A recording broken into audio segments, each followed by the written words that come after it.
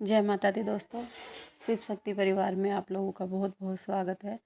मित्रगण, मैं उम्मीद करती हूँ आप और आपकी फैमिली बहुत अच्छी होंगी। माता की कृपा आप लोगों पर बनी रहे और आपके परिवार हमेशा सुख सुख रहे। हमेशा कोई दुख तकलीफ आपके परिवार में ना आए।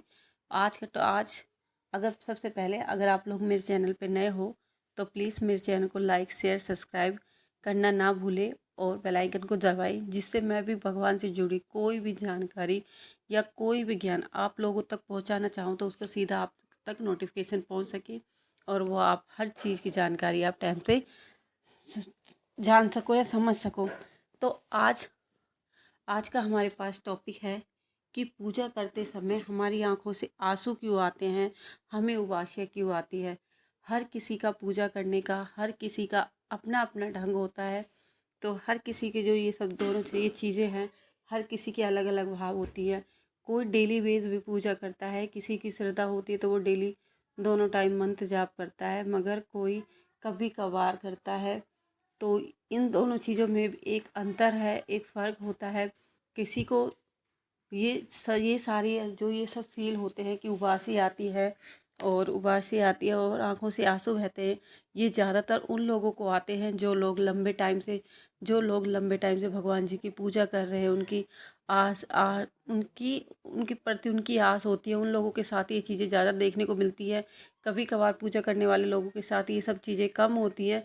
ये चीज़ें उन लोगों के साथ ज़्यादा होती हैं जो लोग लगातार भगवान जी की सेवा में अर्पण रहते हैं। हमेशा कुछ ना कुछ करने की वो सोचते हैं। सुबह नियमित टाइम से अपना उठना, अपनी पूजा पाठ, ये सब कुछ जो करते हैं, जो लंबे समय हो जाता है जिन्हें पूजा करते करते कम से कम 1 साल या 6 महीने हो जाता है, उन उन लोगों के साथ ये जो उबासी आना और आंसू आना, ये सब चीज़ें उन लोगों के साथ आती हैं। सबसे पहले उबासी आना कोई गलत बात नहीं होती है। कुछ बेकार नहीं होता है। कई बार क्या होता है कि जब हम भगवान के चरणों में जाते हैं, उन कहीं भी, जैसे कभी किसी कीर्तन में या किसी किसी भंडारे में कोई जागरण हो रहा है, किसी कीर्तन में या मंदिर में, तो हमारा क्या होता है, हमारे रूंगटे खड़े हो जाते हैं और हमें उबासी आने लगती है। तो ये सब हम पे भगवान जी की फल होता है। उनकी जो हमने उनकी सेवा की है, उस सेवा का असर होता है, जिससे ये हमारे साथ होता है कि जो हमारे जो रूह है वो जागृत, हमारे जो भगवान के प्रति जो हमारी भावना होती है वो उग्रित हो जाती है और हमें उबासियाँ आने लगती हैं। ऐसा कुछ नहीं कि ये सब गलत है, ऐसा कुछ नहीं होता है। हमारी जो अंदर कुंडलानी शक्ति होती है वो जागृत हो जाती है भगवान के प्रति। हम भगवान में इतना ध्यान लगा लेते हैं कि भगवान जी के नाम से हमें उबासियाँ या हमारे जो रूंग होते हैं वो खड़े हो जाते हैं। उसके कई बार ऐसा होता है कि कई लोगों के साथ ऐसा देखा है कि अभी बताती हुई एक फ्रेंड थी, एक सहेली आई थी, उन्होंने कहा कि चलो वैष्णो देवी चलते हैं। तो जैसे ही उन्होंने वैष्णो देवी का नाम लिया, उनके हाथों के जो रूंग थे वो खड़े हो गए। इसका मतलब ये है कि उनकी माता रानी के प्रति जो श्रद्धा थी, वो श्रद्धा भाव उनके साफ नज़र आ रही थी। यही होता है कि जब हम पूजा करते हैं तो हमें उबासियाँ आने लगती हैं और हमारा जो दिल है वो भगवान श्री के चरणों में जुड़ा होता है। और दूसरा है कि पूजा करते वक्त हमें आंसू क्यों आते हैं। आंसू आना कोई गलत बात नहीं है, कोई गलत चीज़ नहीं है।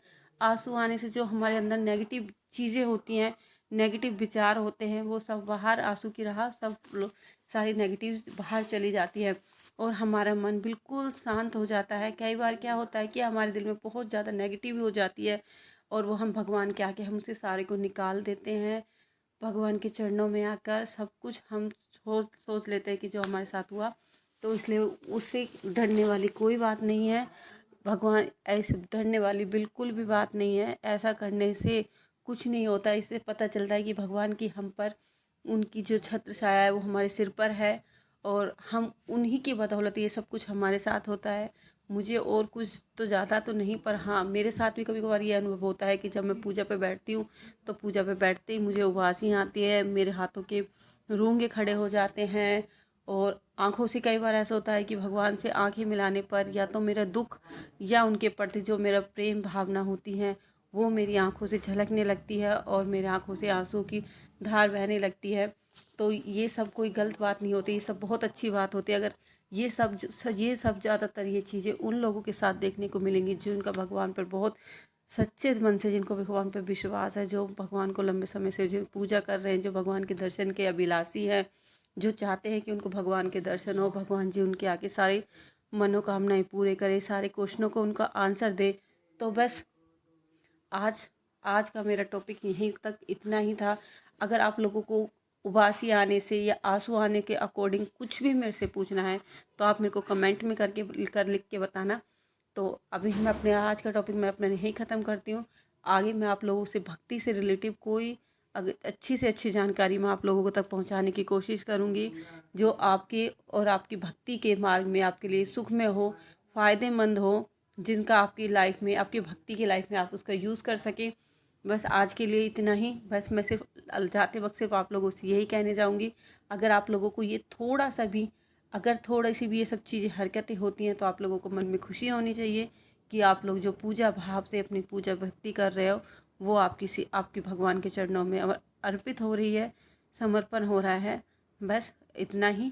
हम लोग मिलते हैं अपनी अगली वीडियो में। उस टाइम तक के लिए जय माता दी। मैं माता रानी से प्रे करूँगी कि माता रानी आप लोगों के सभी दुख संकट काटे, सबके घर में सुख समृद्धि आए और आप सभी का घर फले फूले, आप लोगों की भक्ति को माता रानी ऐसे ही स्वीकार करती रहे। तो बस आज के लिए इतना ही। जय माता दी दोस्तों। हम मिलते हैं अपनी अगली वीडियो में। अपना पता ही